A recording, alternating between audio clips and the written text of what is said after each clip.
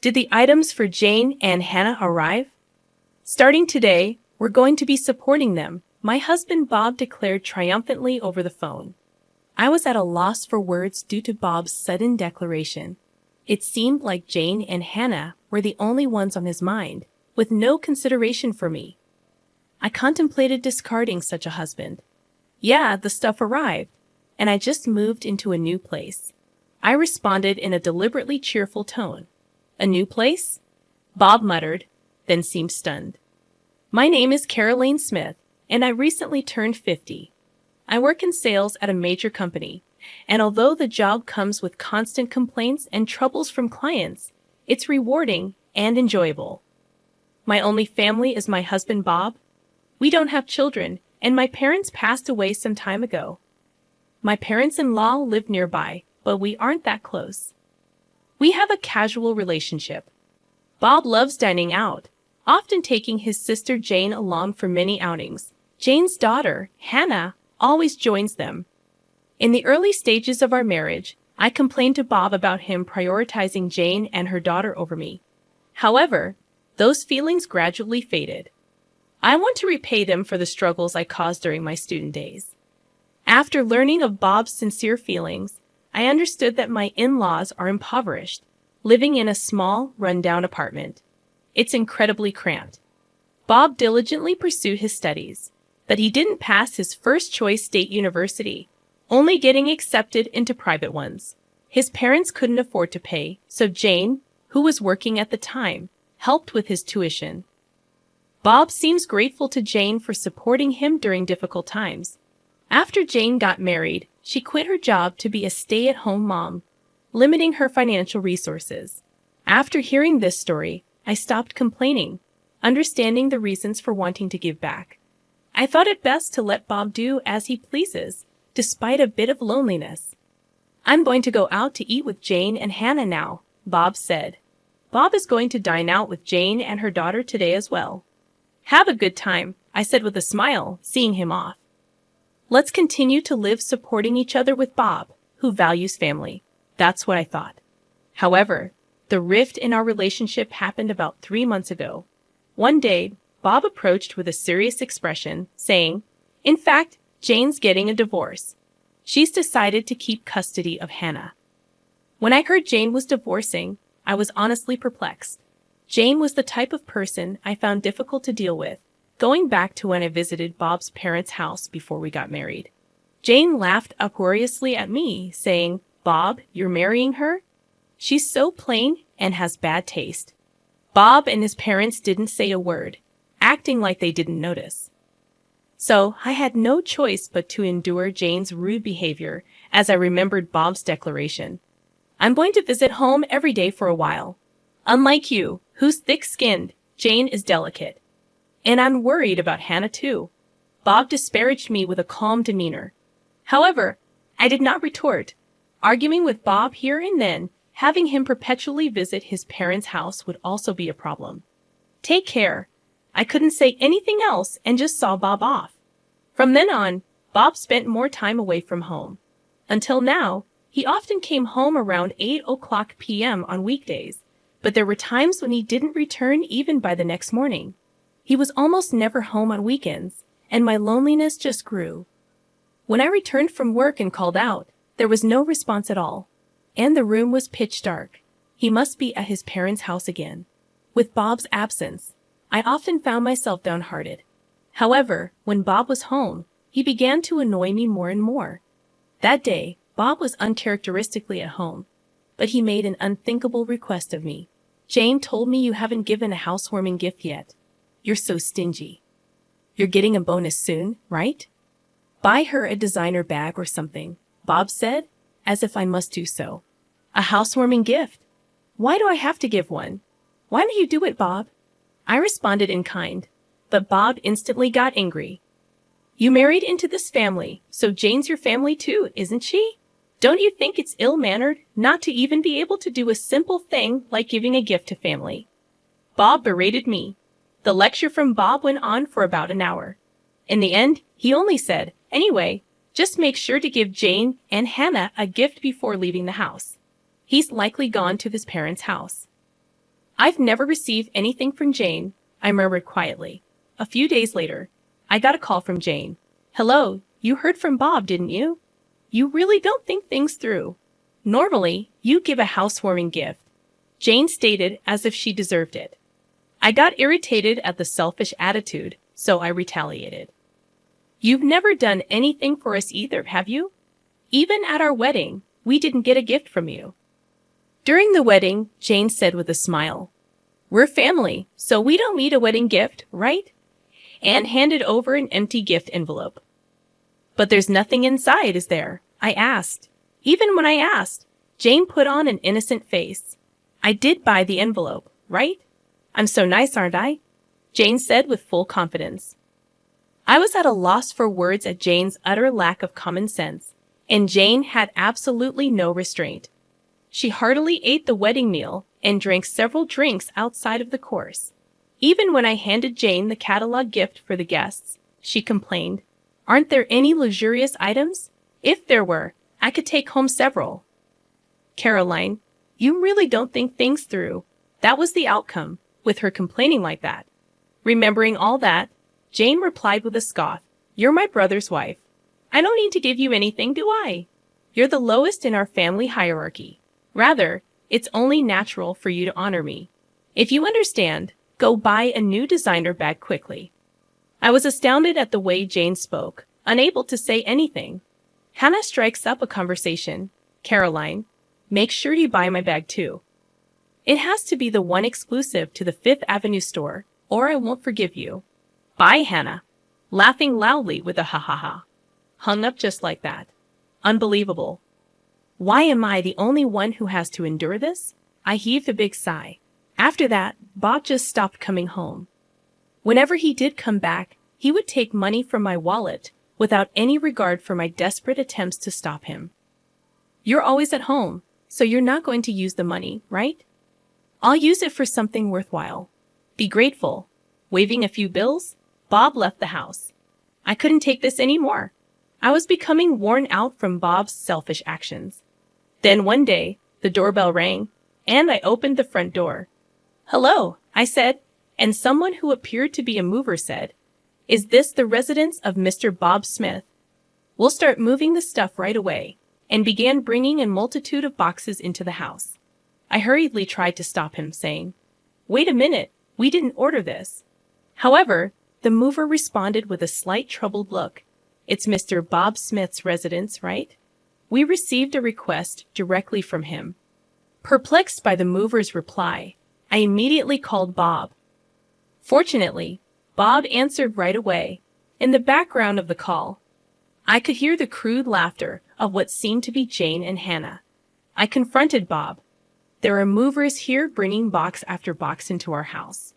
What's going on? Then, Bob said something completely unexpected. Oh, did the stuff for Jane and Hannah arrive? From today, we're going to be supporting them. I don't need your opinion, got it? Bob declared triumphantly over the phone. In the background, Jane started to speak. Welcome aboard.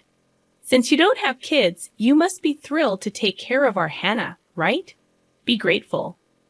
Hannah voiced her displeasure with a tinge of offense. What? This old lady is going to be like a parent? So embarrassing. I can't tell my friends. I was at a loss for words due to Bob's sudden declaration. Surely the in-laws' house must have become too cramped, prompting Jane to plead with him. Our house is bigger and has spare rooms. No doubt they were requested by Jane and Hannah, who knew about this.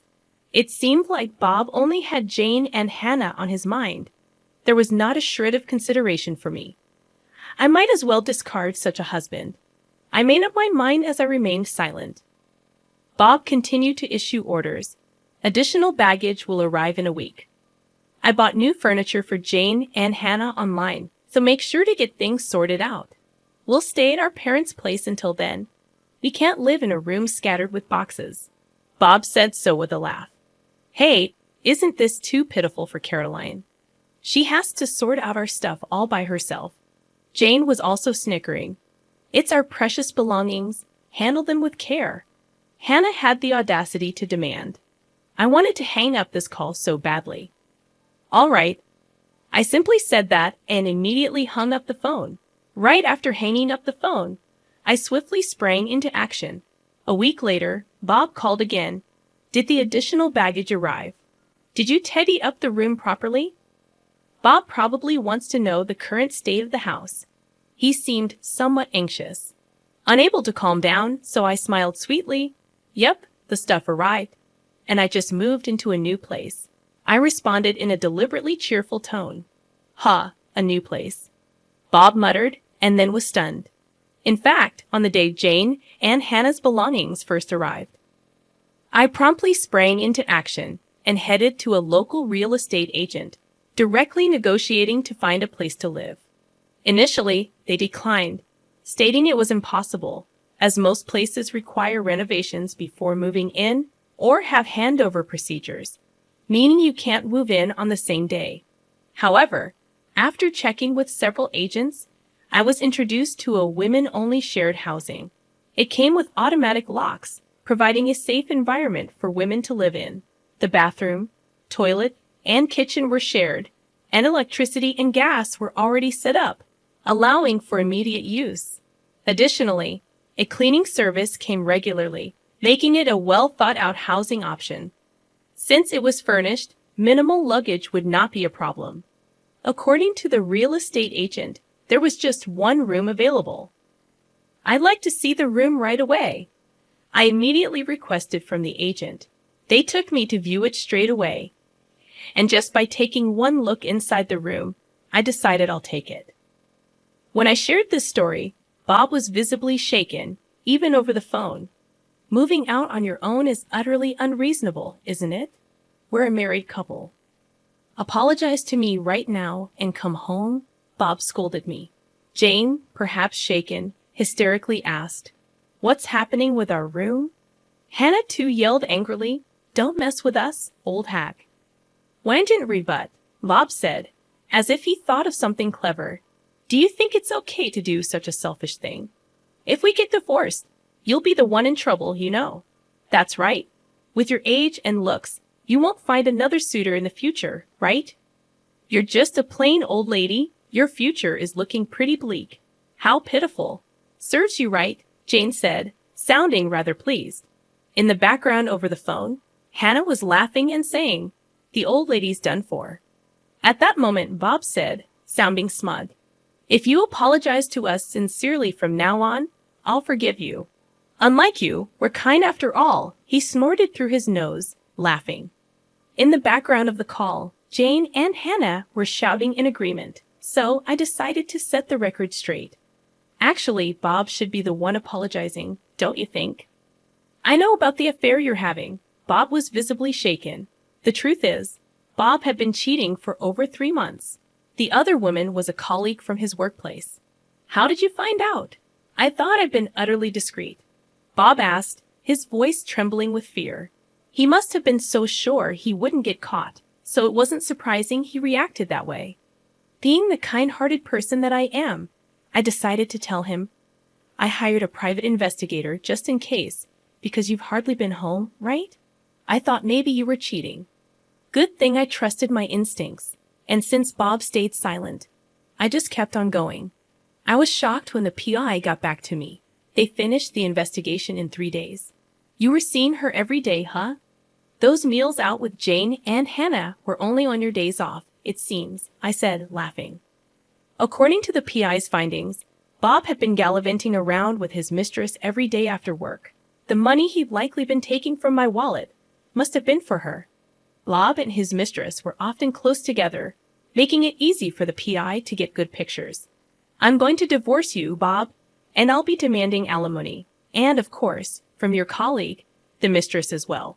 Expect a certified letter at your office. Smirking at Bob after receiving the PI's results, I headed straight to a law firm. Even the lawyers seemed rather taken aback by the conclusive evidence I presented. How dare you? Bob spat out, clearly irate. When a certified letter arrives at the company, even without opening it, they'll probably have a pretty good idea of what's going on. It's not just going to Bob, but to his mistress at the same company. Surely, everyone at the office will find out about their affair. Hey, Bob, are you okay? The situation has taken a dark turn, and Jane sounded anxious. Jane must have been planning to have Bob and me take care of life's chores for her, intending to lead a leisurely life. Jane has a long history of being a housewife, and it's unlikely she can start working now. Bob is the only one to rely on, and it can't be helped, I guess. Bob, what are you going to do? I haven't worked a day since graduating from high school, and there's no way I'm doing a part-time job now. Hannah seems slightly troubled as well. Even when Jane and Hannah blame him, Bob remains silent, unable to say anything. I delivered a further blow to Bob. Bob, you probably haven't saved any money, have you? It's said in the investigation report that you've been generously spending on your mistress, even bought her the new designer handbag. Maybe you're in debt too. I dropped a bomb, and whether Bob is shaken up, he can't find the words. Ignoring him, Jane is yelling at him. What? You don't buy them for me. But why did you get them for your mistress? Are you kidding me? Plus debt? How much do you owe? I hate you, Bob. Even though I begged so much, you never bought me anything. Hannah also scolds Bob in a high-pitched voice. On the other side of the phone, Jane and Hannah are noisily complaining. Caroline, I really am sorry, so please handle these two somehow. Bob pleaded with me in an exhausted voice. But I have no intention of forgiving Bob. Why don't you deal with it yourself? I'm not involved, and it's what you deserve. Better tell your mistress soon. If you dilly-dally, a certified mail will reach your company, you know, I said to Bob with a smirk. Damn, Bob seemed frustrated. Ignoring such a Bob, I spoke. Well then, do your best, and please give me plenty of alimony. I hung up the phone right there. After hanging up, there were several calls from Bob, but I ignored them.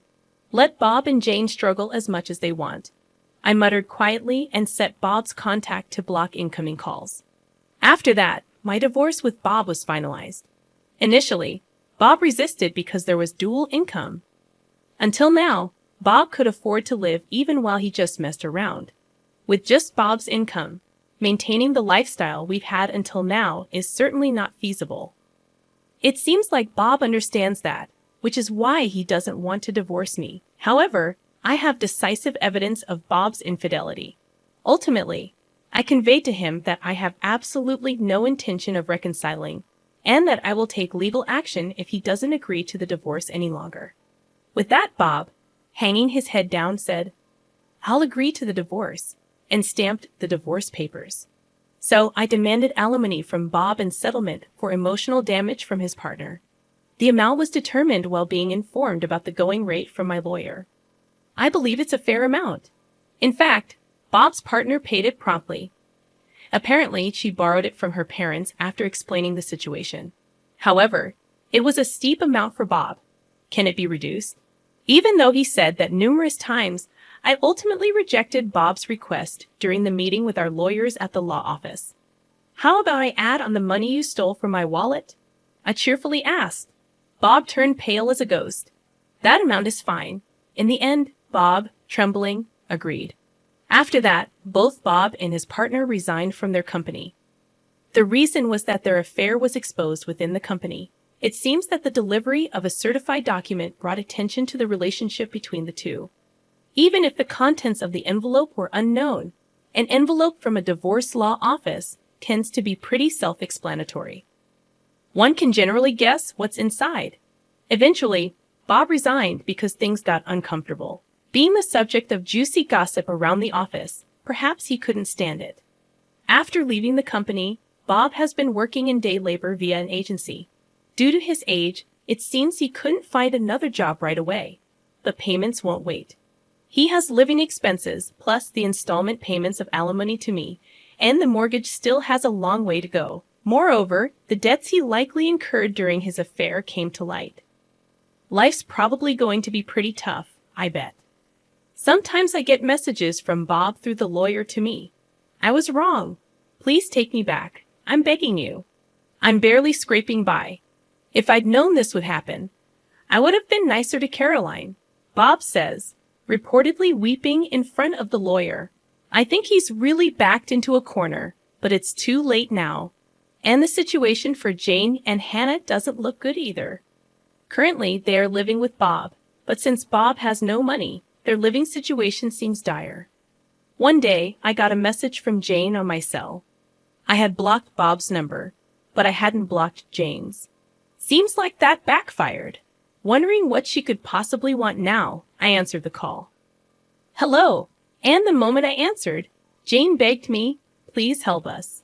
We're living with Bob, but he has no money. And our electricity and gas are going to be shut off. We don't even have anything left to eat, Jane spoke in an exhausted voice. I was surprised that their living situation had become so desperate. But I had no intention of helping, so I brushed Jane off coldly. Why don't you work? You're healthy, aren't you, Jane? You used to work back in the day, right? Then Hannah, presumably next to Jane, spoke up.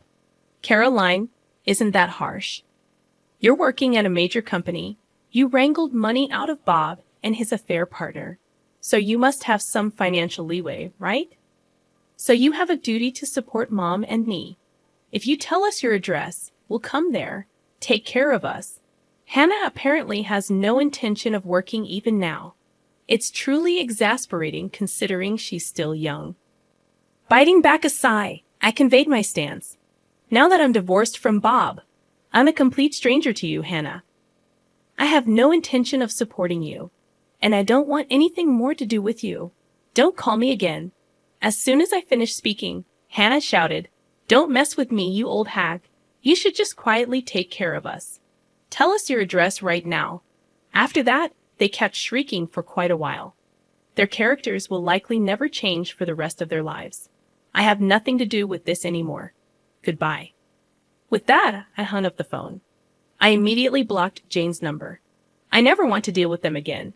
In their current state, they will likely face more hardship. But it's their own laziness that brought this upon them.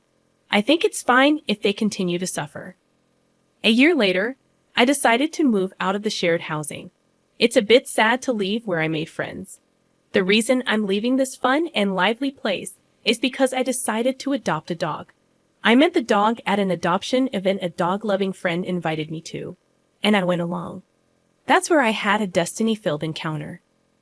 While other dogs were being friendly with various people, this dog was different. It stared at me intently the moment our eyes met. I thought this dog might need me. After that, I attended the adoption events many times and deepened my bond with him. After several visits, joyfully, I was allowed to adopt him. However, the shared housing doesn't allow pets, so sadly, I had to move out. Now I live in a pet-friendly apartment. Dogs don't betray you, and it's so cute when I call. He runs towards me joyfully. There will probably be various difficulties in the future, but I'm not alone anymore. I want to move forward, facing forward, supporting each other with this beloved dog.